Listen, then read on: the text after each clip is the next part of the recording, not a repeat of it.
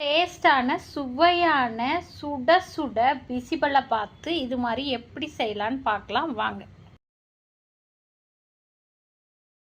இனிய மாலை வணக்கம். இப்போ நம்ம என்ன பார்க்க போகிறோம்னு பார்த்தீங்கன்னா பிசிபெல்லாபாத்து. அதுக்கு வந்து மெயின் வந்து 1 கிளாஸ் பருப்பு எடுத்திருக்கேன், 1 கிளாஸ் ரைஸ் எடுத்திருக்கேன். இது ரெண்டும் குறைஞ்சது நீங்கள் 1 hour to 1/2 hour ஊற வச்சுக்கணும். நான் வந்து குழந்தைங்க மில்லட் சாப்பிட மாட்டாங்கன்னு சொல்லிட்டு மில்லட் 1/2 கிளாஸும் அரிசி 1/2 கிளாட்டும் மிஸ் பண்ணியிருக்கேன்.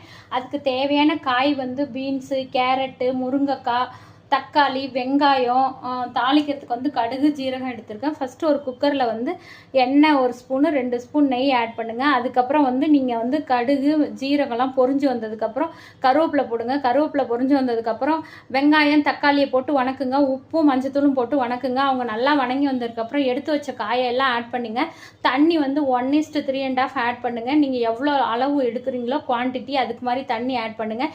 இதெல்லாம் ஆட் பண்ணி முடிச்சது நல்லா கொதிச்சதுக்கப்புறம் பிசிபெல்லாபாத் வந்து நான் எம்டிஆர் யூஸ் பண்ணுறேன்.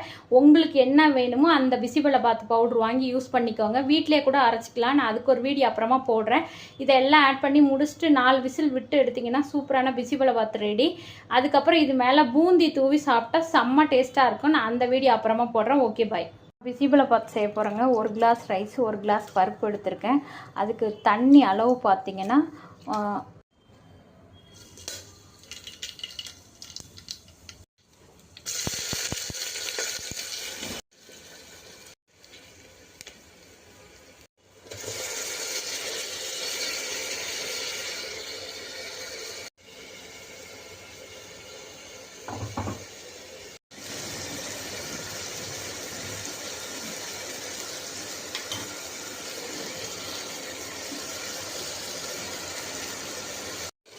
1 கிளாஸ்க்கு 4 கிளாஸ் வாட்ரு.